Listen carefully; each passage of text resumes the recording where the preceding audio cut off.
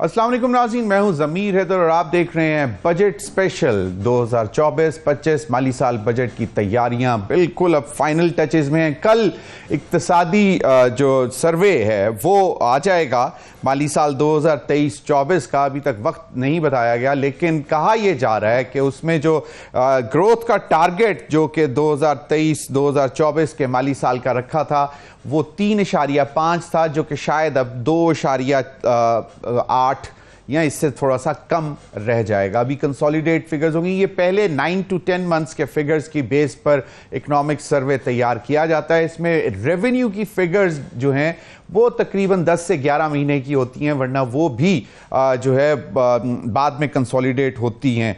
तो एक तो ये कि ये चीज़ें सामने आई हैं, लेकिन इसमें कहा यह जा रहा है कि इस दफ़ा एग्रीकल्चर सेक्टर ने काफ़ी जो है वो पुश दिया था, क्योंकि शायद लार्ज स्केल मैन्युफैक्चरिंग इतना परफॉर्म नहीं किया, लेकिन एग्रीकल्चर सेक्टर ने आपकी जो ओवरऑल ग्रोथ है उसमें काफ़ी हिस्सा डाला। महंगाई की जो औसतन सालाना जो शरह टारगेट रखा गया था वो 21% रखा गया था, जो कि औसतन तकरीबन 23.34% तक रहा है। तो ये मामलात हैं। इस पे फिर जो बजट की तैयारी है उसके हवाले से भी बात करेंगे कि क्या होने जा रहा है। और अभी तक कहा जा रहा है कि IMF के साथ मामला तय करने की कोशिश की जा रही है बहुत सारे इश्यूज़ पे, जो कि गवर्नमेंट थोड़ी सी रिलक्टेंट है और उन पर उस IMF से दोबारा बात की जा रही है। इन्हीं तमाम मामलात पर बात करेंगे। मेरे साथ मौजूद हैं डॉक्टर सलमान शाह साहब, साबिक वज़ीर ख़ज़ाना है। बहुत बहुत शुक्रिया डॉक्टर साहब आपके वक्त का। मेहताब हैदर हमारे सीनियर इकनॉमिक कॉरेस्पॉन्डेंट, मेरे बहुत पुराने दोस्त, कोलीग, बहुत बहुत शुक्रिया मेहताब आपके वक्त का भी। Qurratul Ain vice president federation of Pakistan chamber of commerce and industry हमारे साथ मौजूद हैं। कुर्रतुल ऐन आपका भी बहुत बहुत शुक्रिया। डॉक्टर साहब आपकी इजाज़त से मैं चाहूँगा कि ज़रा थोड़े मोटे मोटे फिगर्स हम मेहताब हैदर से पूछ लें। मेहताब, ये एक तो इकनॉमिक सर्वे के हवाले से चलें वो भी बात करते हैं, लेकिन मुझे बताएं कि क्या किन मामलात पर फंसा कहाँ पे हुआ है मामला IMF के साथ? देखें, इस साल का बजट एक ऐसे कॉन्टेक्स्ट के अंदर हम पेश करने हुकूमत जा रही है जिसमें पाकिस्तान की हिस्ट्री का सबसे बड़ा बजट डेफिसिट कोई तकरीबन 7.5 से 8% ऑफ GDP के लगभग होगा। FBR का टारगेट 9.5415 ट्रिलियन है, जो कि FBR अभी तक दावा कर रहा है कि वो अचीव कर लेगा, लेकिन 9.2 ट्रिलियन के लगभग उनका जो है वो होगा। नॉन टैक्स रेवेन्यू में आप देखें कि PDL तकरीबन 60 रुपये पर लीटर हुकूमत वसूल करती रही है। डेवलपमेंट मेजर विक्टिम रहा है सारे अरसे के दौरान। डेवलपमेंट स्पेंडिंग को अगर आप देखें तो जो आज NEC को बताया जा रहा है कुछ 750 अरब रुपए की रखी हुई थी, लेकिन यूटिलाइजेशन बड़ी कम है, कुछ 400 से 40% हुई है जी, तकरीबन 40 से 50% के दरमियान हुई है। सही जी, तकरीबन रहेगी। ये मैं PSDP जो फेडरल गवर्नमेंट का है मैं उसकी बात कर रहा हूँ। अच्छा, जो ग्रोथ का टारगेट था वो 3.5% था, प्रोविजनल नंबर आ रहा है 2.38%। इन्फ्लेशन जो है वो कोई 21% ऑन एवरेज थी, वो कोई कम हुई है, इन्फ्लेशन का जोर टूटा है, लेकिन एवरेज इन्फ्लेशन वो भी 23.5% के दरमियान रहेगी। सही है। तो इसको अगर मैं इकॉनमी के एक वर्ड के अंदर बयान करने की कोशिश करूं तो हम इस टाइम स्टैगफ्लेशन के अंदर है। स्टैगफ्लेशन का मतलब ये होता है कि लो ग्रोथ हायर इन्फ्लेशन, और इसका मतलब क्या है कि जॉब की अपॉर्चुनिटीज लोगों के पास जितने जॉब एंट्रेंट्स हैं मार्केट में वो 4 मिलियन नहीं हो रही, अनएम्प्लॉयमेंट बढ़ रही है, पॉवर्टी बढ़ रही है, पॉवर्टी भी बढ़ रही है। तो इस कॉन्टेक्स्ट में जब हम बजट पेश करने जा रहे हैं तो IMF ये कह रहा है कि आपका टैक्स टू GDP रेशो 9% के लगभग है, आप कम से कम 1% ऑफ GDP इसके अंदर तो इजाफा करें। तो अगर 1% ऑफ GDP इस टाइम इजाफा हम करते हैं तो उससे शायद थोड़ा ज़्यादा तो 12.9 ट्रिलियन का टारगेट है। 13 ट्रिलियन कह रहे थे, 12.9। सही। तो इसका मतलब ये है कि हमें अगर नॉमिनल ग्रोथ 15-16% भी हम रखें तो 9.4 से आप 1 ट्रिलियन मजीद जमा कर लेंगे, तो आपको कोई 2.1 ट्रिलियन के टैक्सेस लगाने पड़ेंगे। ये पाकिस्तान की हिस्ट्री में कभी नहीं हुआ। हम 400-500, 600, 700 के लगभग हम IMF को क्या कह रहे हैं, किस मामले पे? मतलब वो कह रहे हैं कि जी पेंशन को टैक्स करें, फिर सब्सिडीज खत्म करें और 18 to 19% across the board GST लगाएं, जो बेसिकली और 2.5% रिटेलर्स के ऊपर अक्रॉस द बोर्ड, यही है। बेसिकली पेंशन वाली चीज़ ड्रॉप हो गई है, लेकिन बाकी जो है वो सैलरीड क्लास और जो कॉर्पोरेट सेक्टर है, इनकम टैक्स, उसके रेट्स को कहते हैं यकसा कर दें, नंबर ऑफ स्लैब्स को कम कर दें, जो मैक्सिमम स्लैब है वो उसको 45%, 40 से 45% कर दें। GST जो है उसकी तमाम तरह के रिड्यूस ट्रेड और जो एग्जम्पशंस हैं उसको ख़त्म करें। सबसे बड़ा जो इस टाइम होने जा रहा है वो GST के अंदर है, और GST एक देखें इनडायरेक्ट टैक्स है, ये इन्फ्लेशन को मजीद जो है मजीद बढ़ाता है। मैं चाहूंगा कि मैं जरा डॉक्टर सलमान शाह साहब की भी इनपुट ले लूं। ये GST के ऊपर डॉक्टर साहब जो मेहताब बात कर रहे थे, नॉर्मली हम देखते हैं कि डबल टैक्सेशन बहुत होती है। आप एक ग्रोसरी शॉप पे आप कुछ चीज खरीदते हैं, उसके ऊपर ऑलरेडी GST लग के एक प्राइस टैग होता है, आप वो भी पे कर रहे होते हैं, और फिर एक्यूमुलेटिव बिल के ऊपर भी आप GST पे कर रहे होते हैं। एक तो वो ऑलरेडी है, तो इन चीजों, ये एनॉमलीज हैं, आई डोंट नो इनको किस तरह एड्रेस किया जाएगा। लेकिन अगर ये अक्रॉस द बोर्ड चला जाता है तो ये तो अभी तो स्टैगफ्लेशन की बात कर रहे हैं, इसके आगे की भी कोई चीज होती है कि ग्रोथ भी ना हो और इन्फ्लेशन बढ़ता जाए? आई थिंक मेहताब ने बहुत से पॉइंट्स रेज किए हैं। सबसे इम्पोर्टेंट जो पॉइंट है वो स्टैगफ्लेशन का ही है, क्योंकि इस वक्त इन्फ्लेशन भी बहुत ऊंची है। जैसे वो बता रहे हैं कि अभी एवरेज तकरीबन 24-25% रही है, जो कि अंडरस्टेट कर रहा है मेरा ख्याल है ये ब्यूरो ऑफ स्टैटिस्टिक्स, इससे ज़्यादा ही इन्फ्लेशन हुई है। बट ये है कि बहुत अरसे से ये बहुत ऊंची इन्फ्लेशन है, जिसकी वजह से अवाम की जो परचेसिंग पावर है वो बिल्कुल ख़त्म हो चुकी है। दूसरी तरफ हमने ये भी देखा है कि इकोनॉमिक ग्रोथ जो है, जो भी हम प्रिडिक्ट करते हैं उससे कम आती है, लेकिन जो कम नंबर आता है वो भी मुझे ओवर एस्टिमेटेड ही लगता है। मुझे ये नहीं लगता कि ये 2.5% या 2.25% भी ग्रोथ है, उससे भी कम है। 2.38 प्रिडिक्ट कर रहे हैं इकोनॉमिक सर्वे में कल। जी, तो वो भी ज़रा थोड़ा सा पॉलिश करके आप लगा देते हैं, बट इसमें कोई शक नहीं है कि स्टैग्नेशन है। और पाकिस्तान की जिस किस्म की आबादी है और यूथ बल्ज है, तो हमें तो कम से कम 7-8% इकोनॉमिक ग्रोथ चाहिए consistently for the next 50 years. तो वो तो हम फंसे हुए हैं और उसकी वजह से हम गिरते चले जा रहे हैं।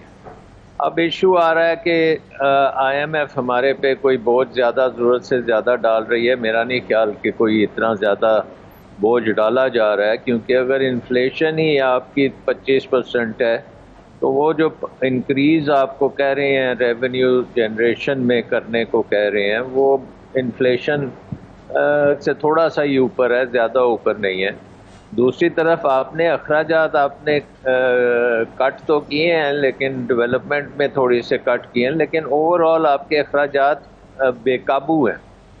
सो कोई स्ट्रेटजी नज़र नहीं आती गवर्नमेंट के पास कि वो एक्सपेंडिचर रिडक्शन कैसे करेगी। वो ये जो सूबों में और फेडरल गवर्नमेंट में सेपरेशन ऑफ ड्यूटीज़ है उसको कैसे इन्फोर्स करेगी। ये डबल, आप GST की डबल बात कर रहे हैं, यहाँ पे हुकूमत डबल हो रही है। फेडरल गवर्नमेंट भी वही काम करती है जो प्रोविंशियल गवर्नमेंट्स काम करते हैं, जो लोकल गवर्नमेंट्स भी वही काम कर रहे होते हैं। सो आई थिंक हमें अपना अब किबला कुछ थोड़ा सा दुरुस्त करना पड़ेगा। जितनी चादर है उतना पाँव फैलाना पड़ेगा और हुकूमत को छोटा करना पड़ेगा। देखें, हमारे पास अभी भी हमारे पास खासे एंटरप्रेन्योर्स हैं जिनको हमने तकरीबन तबाह तो कर दी है, लेकिन फिर भी उनको अगर मोबिलाइज किया जाए तो वो खासी इन्वेस्टमेंट कर सकते हैं पाकिस्तान में। देखें, हमारे मुल्क में इन्वेस्टमेंट की कोई बात ही नहीं करता।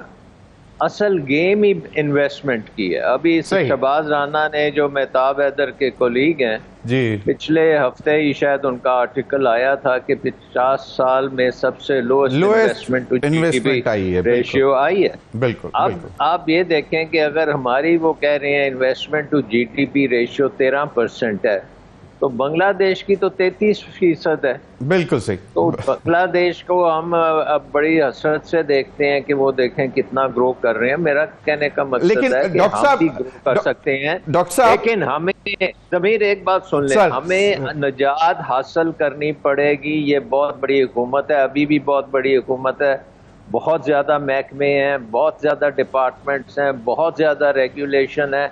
एंटरप्रेन्योर को आपने मार दिया है, कर्जे हुकूमत ने चढ़ा लिए हैं, मिस गवर्नेंस हुकूमत कर रही है, और हमारा बजट जो है, ये जो अभी बता रहे थे मेहताब साहब के 7-8% डेफिसिट होगा, वो सिर्फ हुकूमत का पेट पालने के लिए होगा। वो कोई ये नहीं है कि मेरे लिए या आपके लिए वो डेफिसिट कर रहे हैं, वो अपने लिए डेफिसिट।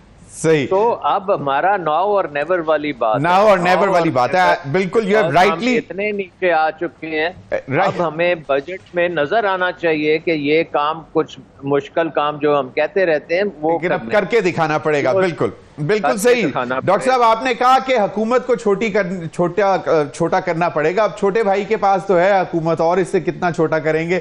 और दूसरा ये कि आपने बांग्लादेश का नाम लिया, उन्होंने पॉपुलेशन ग्रोथ को बड़ा चेक किया। अब जहां पे आप 2.6-2.7% आप पॉपुलेशन ग्रोथ देख रहे हो, और आपकी जीडीपी ग्रोथ जो 2.38, जिस पे आप डाउट कर रहे हैं कि, तो फिर आप कहां से रूम निकालेंगे, कहां से डेवलपमेंट की तरफ जाएंगे, कहां से आप वेलफेयर स्टेट की तरफ जाएंगे? उस तरफ तवज्जो कोई नहीं दे रहा। ठीक है, डिवॉल्व सब्जेक्ट है। अब जो एक चीज बांग्लादेश की भी देखने वाली है, उनकी टैक्स टू जीडीपी रेशियो हमसे भी कम है। सही, बिल्कुल। आप ये नहीं है कि वो, अभी मेहताब ने जो कहा है कि वो 1% हम और करेंगे तो 10% हो जाएगा, तो उनका तो ऑलरेडी 10% से कम है। सही। लेकिन वो इन्वेस्टमेंट से पूरा कर रहे हैं, बिल्कुल बिल्कुल। मैं सर कुर्रतुल ऐन साहिबा की तरफ जाना चाहूंगा। कुर्रतुल ऐन साहिबा, आपने experts opinions as a business person, as an entrepreneur, as a person representing business community, कितना कंफर्टेबल हैं आप लोग इस बजट से, जो आपके, जो कल इकोनॉमिक सर्वे और फिर परसों बजट पेश होने जा रहा है? क्योंकि लोग तो परेशान हैं, डरे हुए हैं। जी, थैंक यू वेरी मच। देखिए, जैसे डॉक्टर साहब ने वेरी राइटली कहा कि जो एंटरप्रेन्योर्स हैं उनको तो मार ही दिया।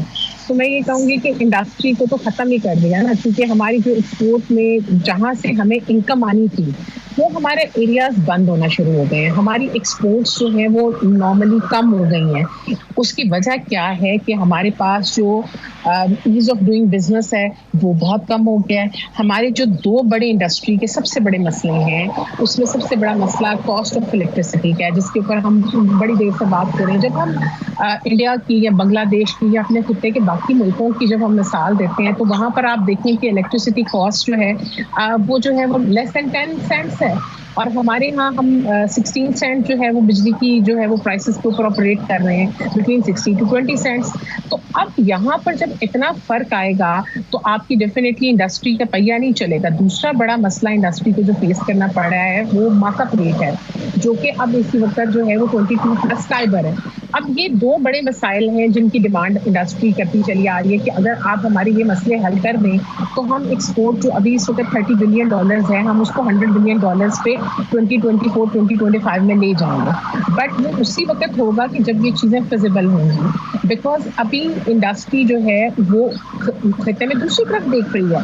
हमारे पास रोजाना डिफरेंट इन्वेस्टमेंट अपॉर्चुनिटीज आती हैं। अफ्रीका इज ओपनिंग अप, वो कह रही है कि हमारे पास आए, वी आर प्रोड्यूसिंग सबसे सस्ती बिजली। और ऐसे ऐसे मुल्क अफ्रीका के कि जिनको हम तो अपने चाइल्डहुड में समझते थे कि शायद वहाँ पर जो है पॉवर्टी लेवल इतना ज़्यादा है कि वहाँ पर तो लोग ऑपरेट ही नहीं कर सकते, जिंदा ही नहीं रह सकते, और वहाँ पर वो जो है वो इंडस्ट्रियल जोन के लिए ईज ऑफ डूइंग बिजनेस के लिए बहुत सारी टैक्स हॉलीडेज और इलेक्ट्रिसिटी इलेक्ट्रिसिटी चार्जेस और वो सारी चीज़ों में बहुत सहूलियत प्रोवाइड कर रहे हैं। सो ये बहुत इंपॉर्टेंट है कि इस वक्त हम जो है वो इलेक्ट्रिसिटी की कॉस्ट को और मार्केट की कॉस्ट को कम करें। दूसरा बात ये कि टैक्स टू जीडीपी रेशियो की जिस वक्त हम बात करते हैं तो वही बात है कि इनडायरेक्ट टैक्सेस या हम बार बार टैक्सेस उन्हीं इंडस्ट्रीज पे लगा रहे हैं जो पहले टैक्स दे रही हैं। हम उन लोगों को उस टैक्स नेट के अंदर शामिल नहीं कर रहे हैं जो ऑलरेडी टैक्स से बाहर हैं। उसके लिए हमारे पास अभी तक हमने कोई सेक्टोरल पॉलिसी ही नहीं अपनी बनाई कि हम किसी चीज़ को किस तरह से टैक्स नेट में लेके आएंगे, और हम किसी न्यू इनकम जनरेशन की साइड पे जा ही नहीं रहे हैं कि हम किन किन चीज़ों से मजीद अपने आप को, अपनी इकोनॉमी को बेहतर कर सकते हैं। जैसे राइटली सेड कि इन्वेस्टमेंट जो है वो इन्वेस्टमेंट करने के लिए SIFC हमने बनाया है। अब SIFC को बहुत एक स्ट्रॉन्ग रोल प्ले करना है बिकॉज एक ट्रस्ट डेफिसिट है पाकिस्तान के अंदर इन्वेस्टमेंट करने में।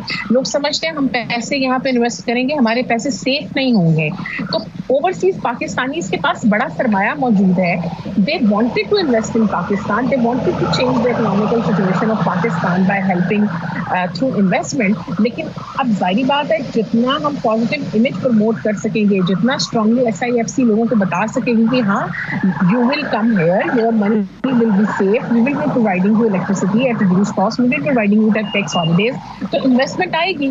बिकॉज अब वही बात है कि सिर्फ, और दूसरी तरफ ये भी इम्पोर्टेंट है कि हमारे अखराजात को भी हमें कम करना है। जिस तरह से डॉक्टर साहब ने भी अभी कहा, महताब साहब ने भी कहा, अब हमारे पास इतनी एक्स्ट्रा मिनिस्ट्रीज हैं, इतने एक्स्ट्रा डिपार्टमेंट्स हैं, वो कुछ काम नहीं कर रहे, वहाँ पर लोग बैठे हुए हैं और वो फालतू जो है वो सिर्फ उस सारे का बोझ हमें वहां पर डालना पड़ रहा है जहां से हमें रेवेन्यू मिल रहा है। सही बिल्कुल। मैं आता हूं कुरतुलैन आपके पास वापस भी मैं आता हूं। मैं मेहताब कुछ इनपुट देना चाह रहे हैं। अभी हुई है, मॉनेटरी पॉलिसी कमेटी ने 150 बेसिस पॉइंट्स कम कर दिए। अच्छा, अनाउंस हो गया जी? अभी अनाउंस हुआ है। तो मैं देखिए, अब ये हो गया 20.5। ओके, तो 22 से वो जो बात कर रही थी, तो 20 का जो नंबर मांगा गया था तो उसमें क्या हर्ज था? मतलब 50 बेसिस पॉइंट्स और असल में हमने IMF के प्रोग्राम में जाना है। इसकी कोई इकोनॉमिक रैशनल तो बिल्कुल नहीं मैं समझता। जब इन्फ्लेशन का जोर टूटा है, एवरेज इन्फ्लेशन में मानता हूं ज्यादा है, लेकिन पॉलिसी रेट बाय डेफिनेशन 1 से 2% ज्यादा होनी चाहिए, बिल्कुल। लेकिन चले कुछ ना कुछ कमी होनी शुरू तो हुई है, और ये इंडस्ट्री का जो वन ऑफ द जो डिमांड कर रही थी, सबसे बड़ी डिमांड वो जो है वो कमी का वाकई हुई है। बिल्कुल, इस पर भी मजीद भी बात करते हैं। अभी एक छोटी सी ब्रेक का कहा जा रहा है, ब्रेक के बाद नाज़रीन हाजिर होंगे तो इस पर भी बात करेंगे। और दूसरा, हमारे पास एक एक्सक्लूसिव छोटी सी इंफॉर्मेशन भी है कि सोलर पैनल्स अब पाकिस्तान में मैन्युफैक्चर करने के लिए एक कंप्रिहेंसिव पॉलिसी बनाई जा रही है, जिसमें ड्यूटीज जो है वो इंसेंटिव्स भी दिए जाएंगे और एग्जेम्पशन फ्रॉम ड्यूटीज, टैक्सेस। और ये पॉलिसी जो है 2023-24 से बनकर अब 2028, 5 साल की ये पॉलिसी है। इस पर भी आपको हम अपडेट करेंगे कि इसके बेनिफिट्स क्या हैं और ये कब से इंप्लीमेंट होना शुरू होगी। ब्रेक के बाद।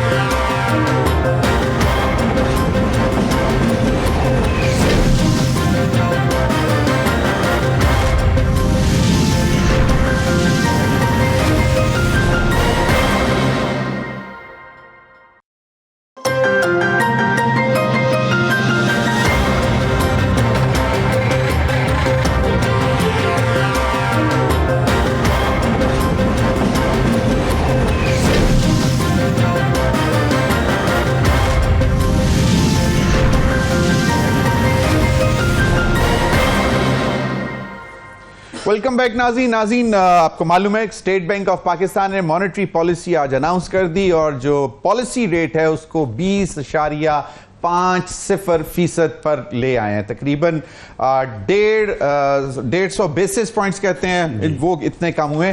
ब्रेक पे जाने से पहले मैंने आपको कहा था कुछ एक्सक्लूसिव इंफॉर्मेशन आपके साथ शेयर करेंगे, वो मैं आपको बताता चलूं। दिस इज इंपोर्ट सब्स्टिट्यूशन है, लोकल मैन्युफैक्चरिंग करने जा रहा है पाकिस्तान सोलर पैनल्स की, और इसके लिए ड्यूटीज और टैक्सेस की एग्जेम्पशन और उनके प्लांट लगाने के लिए, मैन्युफैक्चरिंग के लिए एग्जेम्पशंस और ड्यूटीज प्रपोज की जा रही हैं।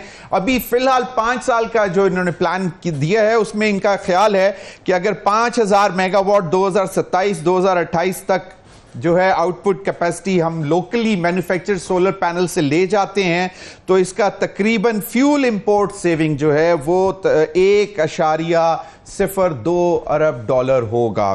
तो ये इंसेंटिव्स हैं इस दफा देने जा रहे हैं।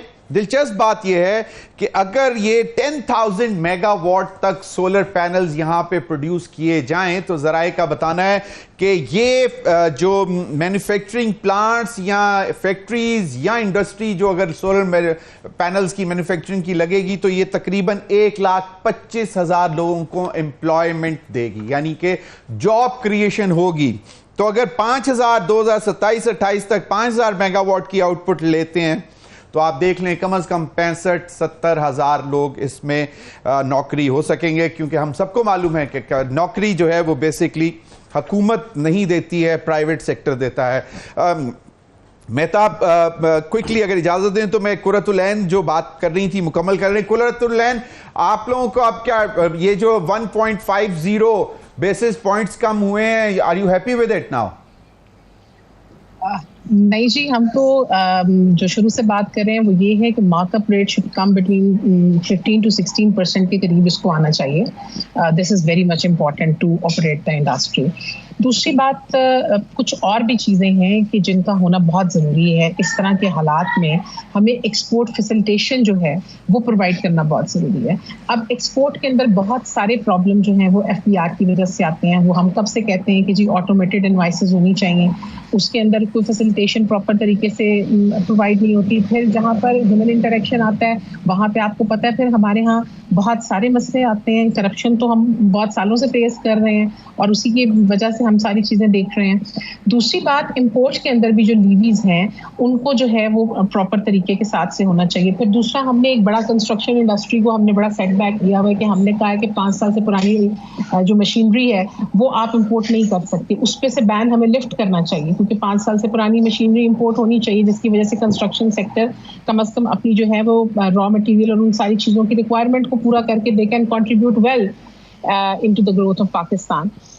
तो इसी तरह की जिस तरह से हम बात करें जॉब क्रिएशंस की, जहां पर हम बात करें वहां पे देखें हमारी यूथ जो है 65% ऑफ द कंट्री है। हमें उसकी भी ह्यूमन रिसोर्स कैपिटल जो हमारा है उसकी एक्सपोर्ट की तरफ देखना चाहिए। जिस तरफ हम गुड्स की भी एक्सपोर्ट करें उसी तरह से हमारा ह्यूमन रिसोर्स कैपिटल भी वैल्यूएबल है। बहुत सारे हमारे हमसाया ममालिक को वेरी राइटली कुर्रतुल ऐन साहिबा, सही, कुर्रतुल ऐन साहिबा आपने राइटली पॉइंट आउट किया है कि if not like human resource आप एक्सपोर्ट नहीं कर सकते तो कम से कम आप उनको एक जो स्किल ट्रेनिंग की तरफ लेके जाएं ताकि आपकी यहाँ से प्रोडक्शन भी बढ़े, वो तो भी है। मेहताब, क्विक पॉइंट, एक तो ये कि अभी जिस तरह कुर्रतुल ऐन साहिबा ने बात की कि जी 5 साल से पुरानी, मेरा ज़ाती ख्याल है, मतलब आई होप कुर्रतुल ऐन साहिबा बुरा नहीं मानेंगी, लेकिन we shouldn't be making our country of dumping the old machinery, चाहे वो कंस्ट्रक्शन सेक्टर की हो, क्योंकि उसकी यूटिलिटी उतने अरसे रहती नहीं है। अगर 5 साल की भी आती है तो उसने भी आगे 5 साल या 10 साल चलना है, तो अगर इससे भी पुरानी आएगी तो उसकी, तो ये एक मेरा पॉइंट है। आई डोंट नो, मैं डॉक्टर साहब से भी इसे पूछूंगा, योर क्विक कमेंट ऑन कि ये जो अभी बेसिस पॉइंट्स जो कम हुए हैं। देखें, ये बड़ा ही इम्पॉर्टेंट है। ये इसलिए भी इम्पॉर्टेंट है कि ये बेसिस पॉइंट्स कम होने से एक तरफ तो जो क्राउडिंग आउट हो रही है प्राइवेट सेक्टर की, उसमें मदद मिलेगी। ये हुकूमत के लिए बड़ा इंपॉर्टेंट है। जो मिनिस्ट्री ऑफ फाइनेंस, बोरिंग जो है वो मिनिस्ट्री ऑफ फाइनेंस का जो सबसे बड़ा बिल है वो डेट सर्विसिंग है। इस साल कोई 8.5 है, अगले साल की जो प्रोजेक्शन हो रही है कोई 9.7 ट्रिलियन का है, डॉलर रुपीस 9.7 ट्रिलियन रुपीस। और मैं आपको एक बात बताऊं, 100 बेसिस पॉइंट्स का मतलब ये है कि कुछ 300-350 अरब रुपया की जो डेट सर्विसिंग है उसमें कमी आई। तो ये 150 बेसिस पॉइंट्स जो हैं ये 450 अरब हो गया, तकरीबन 450 से 500 अरब रुपए की हुकूमत की बचत होगी। तो ये बड़ी इंपॉर्टेंट है। और प्राइवेट सेक्टर की ग्रोथ हो ही नहीं सकती जब मार्कअप रेट। कुर्रतुल ऐन साहिबा कहती हैं कि कम it should have been there around 15 to 16%। देखिए, मसला ये है कि ग्रेजुअली आप बढ़ाते हैं, ग्रेजुअली कम करते हैं। नी बिल्कुल। जर्क जो है ना, वो मेरे ख्याल में सोल्यूशन नहीं है। बिल्कुल। मैं डॉक्टर साहब, आप क्या समझते हैं कि ये भी जो policy statement, monetary policy statement आई है स्टेट बैंक ऑफ पाकिस्तान की, कुर्रतुल ऐन साहिबा का भी कमेंट आपने सुन लिया, मेहताब का भी सुन लिया कि पब्लिक सेक्टर डेट रिटायरमेंट है उसमें कितना कुशन मिलेगा, तो योर टेक डॉक्टर साहब? देखें, एक तो ये है कि इंटरेस्ट रेट्स जो है थियरी के मुताबिक तो फ्यूचर इन्फ्लेशन के ऊपर बेस करते हैं, प्रोजेक्टेड इन्फ्लेशन, और not on the past inflation या historic inflation. Having said that, normally जब आप बेंचमार्क करते हैं, अगर एग्जिस्टिंग इन्फ्लेशन नीचे आनी शुरू हो जाती है और फिर आप ग्रेजुअली इसको रिड्यूस करते हैं और देखते हैं कि वो दोबारा से तो नहीं इन्फ्लेशन हो रही, तो उसके मुताबिक चलते हैं, तो आई थिंक उसके हिसाब से तो ये ठीक है। इवन दो प्राइवेट सेक्टर तो चाहेगा कि इमीडिएट हो, क्योंकि उनको पे करना पड़ रहा है और उसका नुकसान भी हो रहा है, लेकिन I think we need to be a bit cautious, क्योंकि अभी बिजली के बिल ऊपर जाएंगे। अगर कोई ये जंगें शंगें हो रही हैं, उसके नतीजे में कोई अजीब सी बात हो गई, फिर वही हिसाब होगा कि तेल महंगा हो जाएगा, उसकी इन्फ्लेशनरी इम्पैक्ट्स आएंगे। सो आई थिंक कि कॉशियसली चलें, 2 महीने के बाद 1.5-2% और कर दें, फिर अगले 2 महीने के बाद, क्योंकि अब तो हर 2-3 महीने के बाद आपकी आ जाती है मॉनेटरी पॉलिसी की मीटिंग, तो उसमें ये किया जा सकता है, और स्लो एंड स्टेडली आप करेंगे तो ये अच्छा रहेगा, ऑर्डरली तरीके से काम सारा होगा। Having said that, but main चीज़ जो है, अब आपकी जो एनर्जी है उसके ऊपर आपने फोकस करना है, गवर्नेंस को आपने ठीक करना है, छोटा करना है। बहुत से अखराजात जो डुप्लिकेट हो रहे हैं फेडरल और लोकल और प्रोविंशियल गवर्नमेंट्स के, उनकी डुप्लिकेशन ख़त्म करनी है। आइन के मुताबिक आपने हुकूमतें चलानी है कि जो आइन कहता है उसके मुताबिक फेडरल गवर्नमेंट काम करे, जो आइन कहता है उसके मुताबिक प्रोविंशियल गवर्नमेंट्स काम करें। यानी कि 18th अमेंडमेंट को इन लेटर एंड स्पिरिट आपको इम्प्लीमेंट करना पड़ेगा, उसके बजटरी इम्प्लीकेशंस आ जाते हैं।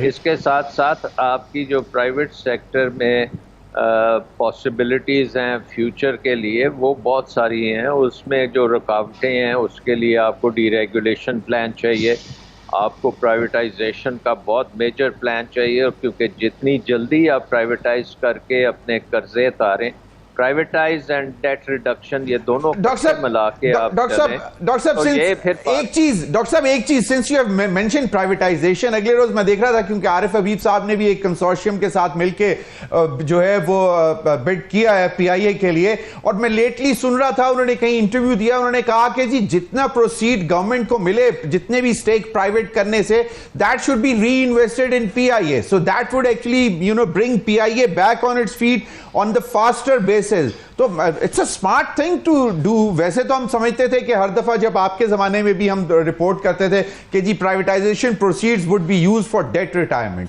तो ये मतलब है तो डेट ही है पब्लिक सेक्टर एंटरप्राइज का, चाहे वो पीएसए को देने हो, चाहे वो सिविल एविएशन को देने हो। नहीं, आई डोंट थिंक सो, क्योंकि ठीक है आरिफ हबीब साहब का ये व्यू पॉइंट है, और अगर उसका बाद में प्राइवेटाइज होने के बाद अगर कोई गवर्नमेंट का शेयर रहता है और वो कोई राइट्स इशू करते हैं जो इसमें प्राइवेट सेक्टर अपना कैपिटल इंक्रीज करता है, तो गवर्नमेंट भी उसका अपना हिस्सा डाल सकती है। बल्कि मेरा ख्याल है कि गवर्नमेंट को अपना हिस्सा नहीं डालना चाहिए, प्राइवेट सेक्टर को डालना चाहिए, और वही उसको लेके आगे चलाएं, क्योंकि सारा मसला ही गवर्नमेंट ओनरशिप का है ना। गवर्नमेंट जब चीज़ को खरीदती है तो उसका बेड़ा गर्क कर देती है, उसको सही तरीके से चला ही नहीं सकती। तो हमने उसको निकालना है, और जो पैसे अगर एक थोड़े बहुत जो मिलेंगे उससे कर्जे गवर्नमेंट के हम उतारें, ताकि गवर्नमेंट का बजट के ऊपर जो इम्पैक्ट इसका आता है इंटरेस्ट पेमेंट्स का, वो कम कर सकें, और उसकी ट्रांसफॉर्मेशन से फिर ये क्राउडिंग आउट और ये और दूसरी चीज़ें भी हैं। बहरहाल प्राइवेटाइजेशन बहुत इंपॉर्टेंट है और बड़ी देर हमने कर दी। देखें, दुनिया ने आज से 30-35 साल पहले प्राइवेटाइज कर दी, हमने देर की है और उसकी हमने कीमत बहुत अदा की। डॉक्टर साहब, हम जज्बाती कौम है ना बहुत, वो हम फैमिली सिल्वर पे चले जाते हैं, हम बहुत जज्बाती कौम है ना, हम फैमिली सिल्वर मोटे मोटे आंसू निकालते हैं।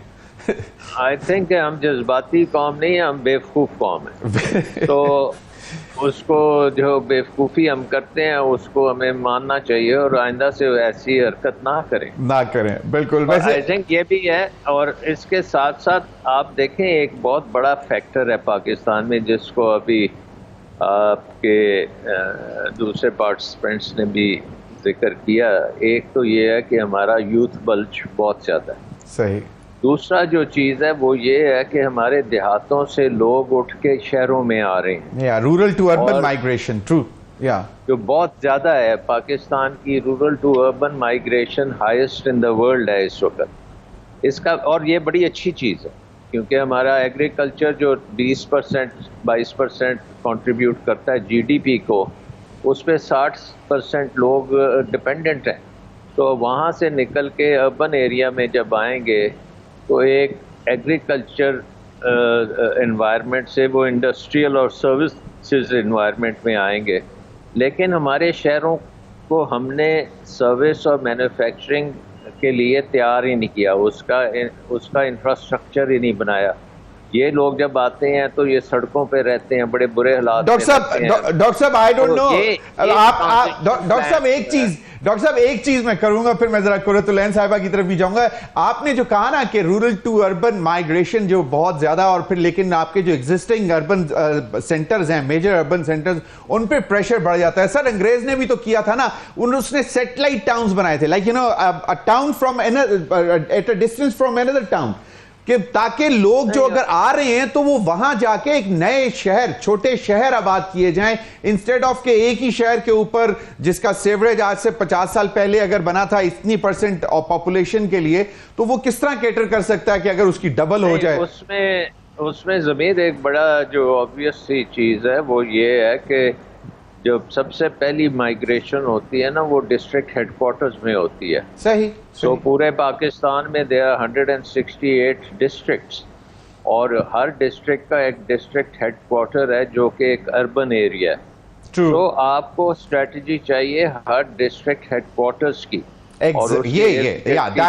और अभी तो खैर अब दोबारा डिबेट भी शुरू हो गई है फॉर न्यू प्रोविंसेस अगेन, खास तौर पर जो सराइकी सूबे का है। बिल्कुल कुरतुलैन साहब, आपको इंफ्रास्ट्रक्चर बनाना पड़ेगा, इंफ्रास्ट्रक्चर पे तय करेंगे तो वहाँ ऑटोमेटिकली बिजनेस अपॉर्चुनिटीज भी आएंगी, बिजनेस क्योंकि वहाँ पे लोग रहते हैं। जहाँ पे भी लोग रहते हैं वहाँ पे हमने इंडस्ट्री को लेके आना है। बिल्कुल कुरतुलैन साहिबा, बिल्कुल सही।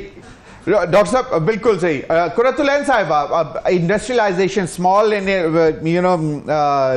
मीडियम एंटरप्राइजेज और फिर ये जो इंडस्ट्रियल स्टेट्स बनती हैं, SEZs, ये अभी तक जो है उसको टैक्स हॉलीडेज भी होती हैं, उससे कितना फायदा हो जाता है? और क्या उसमें फिर वही again FBR is the red tapism the hurdle?